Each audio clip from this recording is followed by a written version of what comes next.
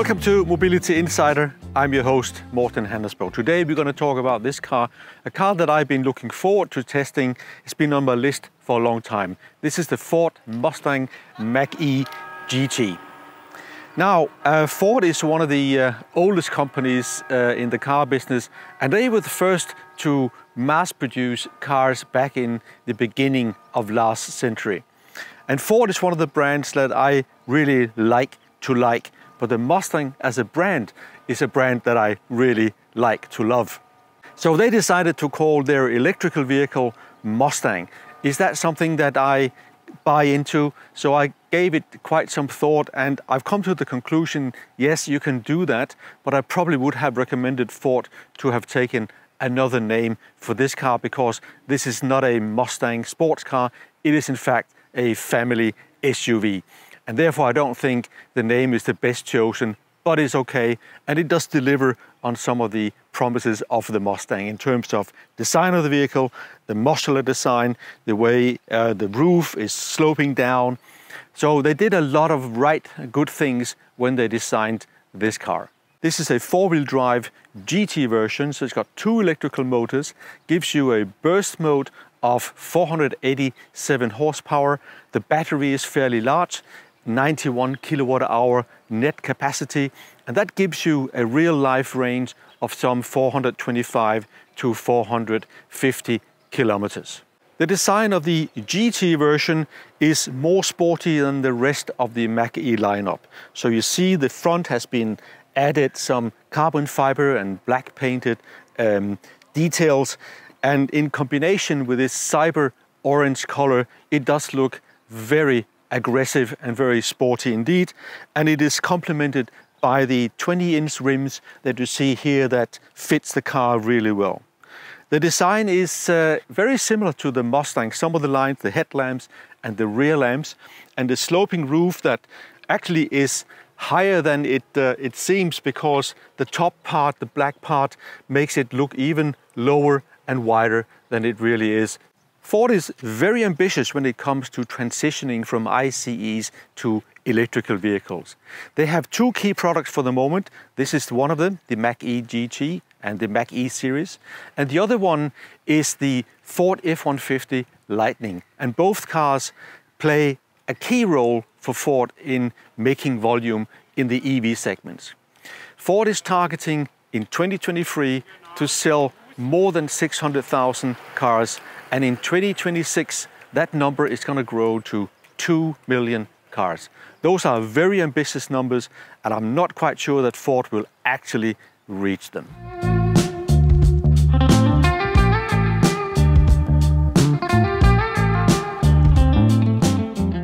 The front of the Mach-E is very useful indeed, one of the best I've seen. So you've got plenty of space, so put a bag in, plenty of space for that. And what it also does, it doubles as a fridge, so you can put in ice cubes, and when the ice cubes are melting, they will just go through the drain. Now, how often do you use it as a party tailgate car? I don't know. But what it is really useful for is if you've been walking the dog or you've been hunting and you have dirty boots and other gear, you want to protect the car, you put it in here, and when you get home you take it out and you just flush it and the water will go through the drain. So that is a clever solution. Charging the Mach-E is fairly easy. You got here the charge port, which for DC charging you can simply open here, and for semi-fast charging you use this one. The Mach-E charges maximum at 150 kilowatt and keeps that momentum for quite some time. So it is what I would call a semi-fast charging car. You can open the trunk in three different ways. You can use the panel in the car, you can use the key remote, or you can press the little button that you have here on the car. So what you have is about 400 liters of storage. Not that big for a family SUV with 5 seats in it, but it is just about okay. The shape is quite practical, so you do get a good width and depth, but it is not the biggest in this segment. For instance, the Tesla is much larger. What I don't like is the tonneau cover. That is really something fiddly, and I think Ford here you can do a much better job. This should be replaced at the next possible model freshening.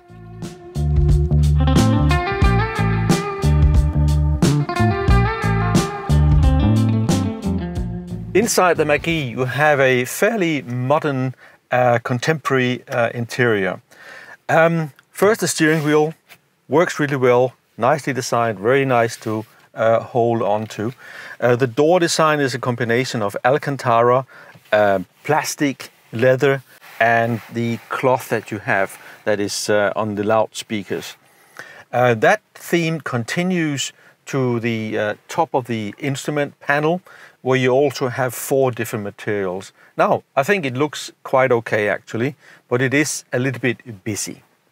The seats are extremely comfortable for a sports car or a sporty vehicle. You sit really firm, and you have these nice shoulder paddings that keeps you in the seat in the right position when you are taking turns quickly. The material in the car is very decent for this type of vehicle.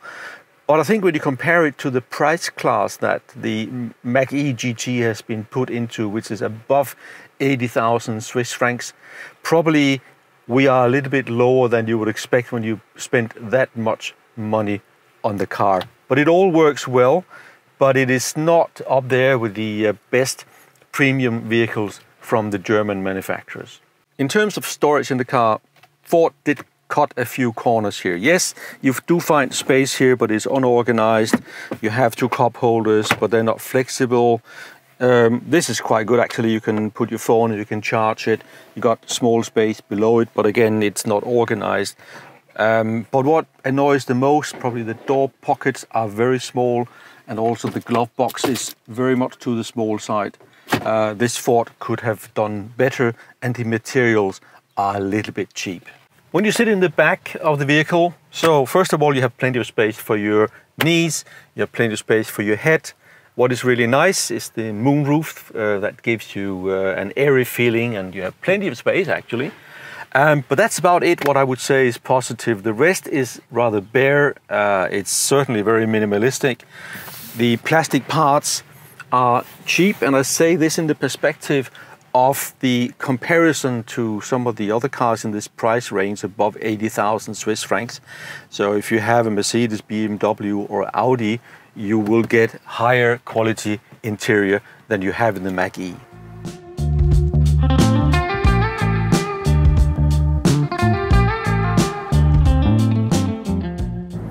Let me tell you about the history of the Ford Mustang. It was first presented to the public in 1964 in New York, and one of the architects behind the Mustang concept was Lee Iacocca, one of the car geniuses of the time. And the Mustang was quite important for Ford because Ford was in financial trouble back then, and the instant success of the Mustang helped Ford move on. In fact, they sold more than 1 million Mustangs within the first 3 years, and in that period 500 fan clubs were made supporting the Mustang movement all over the world. The Mustang has defined the fastback concept in the US. It came, of course, after the famous Corvette, but the Mustang was the car that was affordable and the masses were able to buy their sports car. Over the time, we've seen a number of really nice Mustangs, the Shelby GT500, the Mustang Mach-1, or the Boss 302, just to mention a few. And this is one of the cars that really has a legendary status around the world. Then in 2021, Ford launched this car as part of their transition to electrical mobility.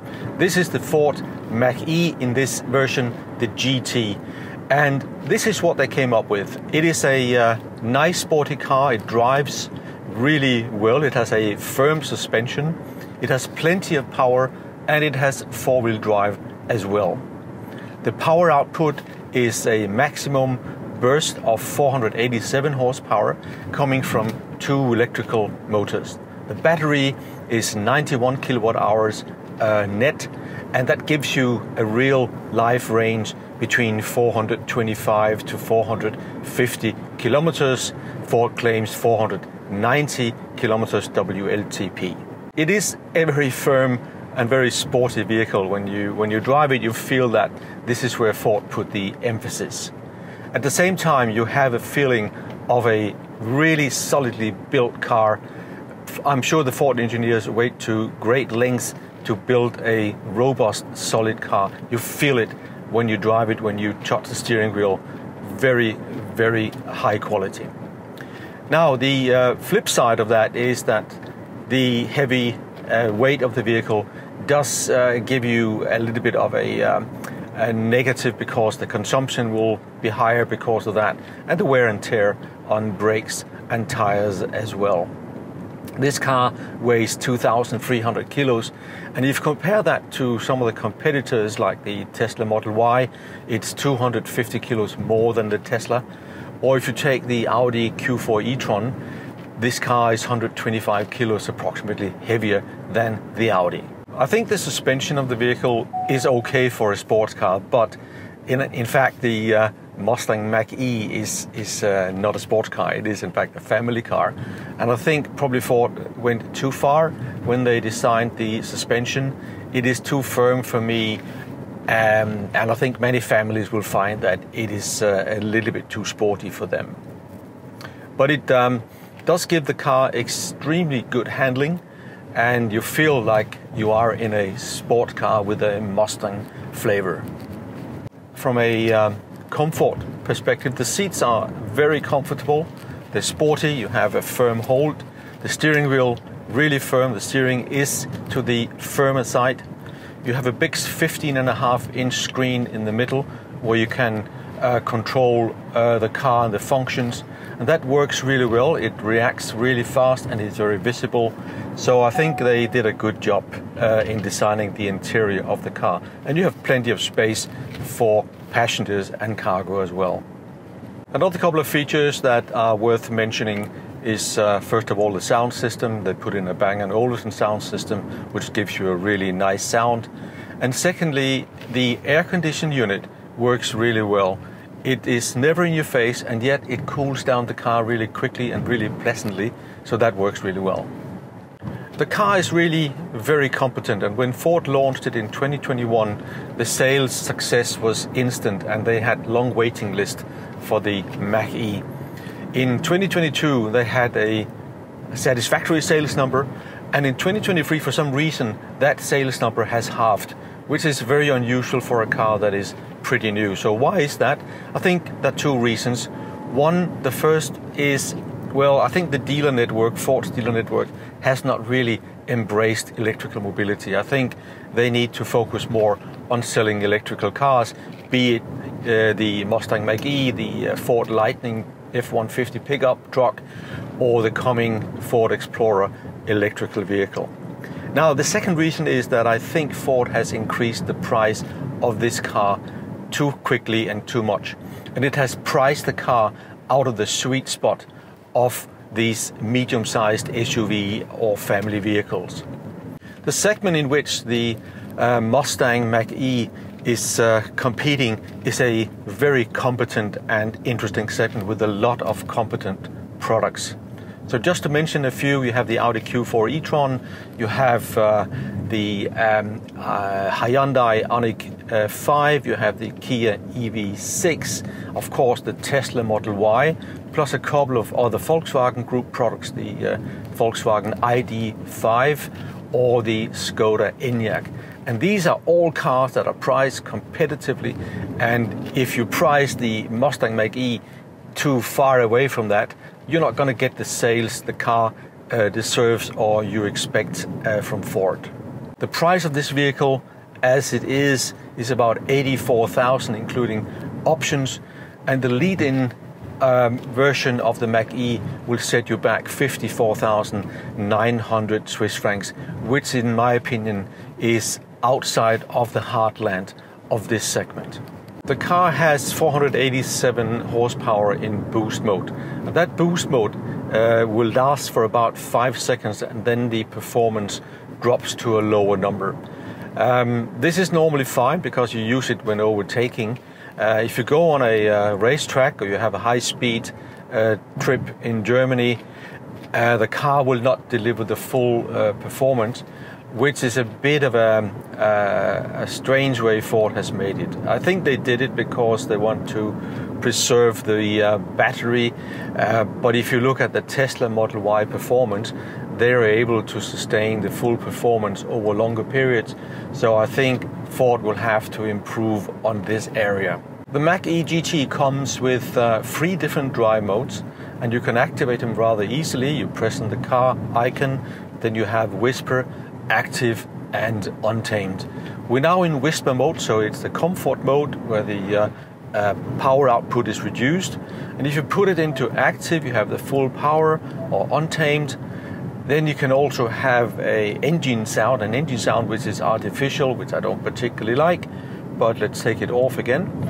And then the suspension, even if you are in the comfort mode, it is still very firm. You feel every bump on the road, and it just gets harder and harder if you go into one of the other 2 modes. So let's go back to Whisper mode.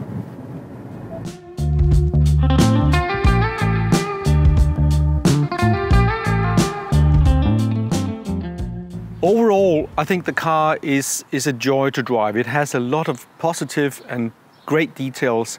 However, there are a few things that I would like Ford to have done different or do different in the future. So first of all, the Mustang name.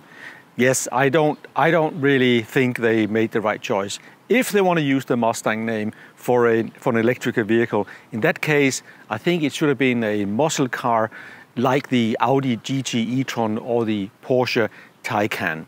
But we leave that as it is, and this is the Mustang, just electrical. In terms of the suspension for my liking, even for a sports car, is too firm. That is something that Ford can do better in the future. And finally, some of the details. I don't like the tonneau cover. It is too fiddly, and it's not really the quality that the car deserves. But overall, the car delivers a lot of fine solutions, and it's been built really Ford tough, as they would say. The quality of the construction is very high. That brings me to the verdict on the Mach-E GT.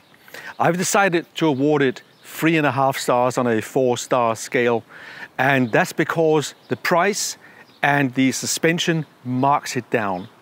The price above 80,000 Swiss francs puts it into a segment where you have some really strong competition, including some competition from the German premium brands. And I'm not quite sure that Ford, the brand Ford, can compete in that group.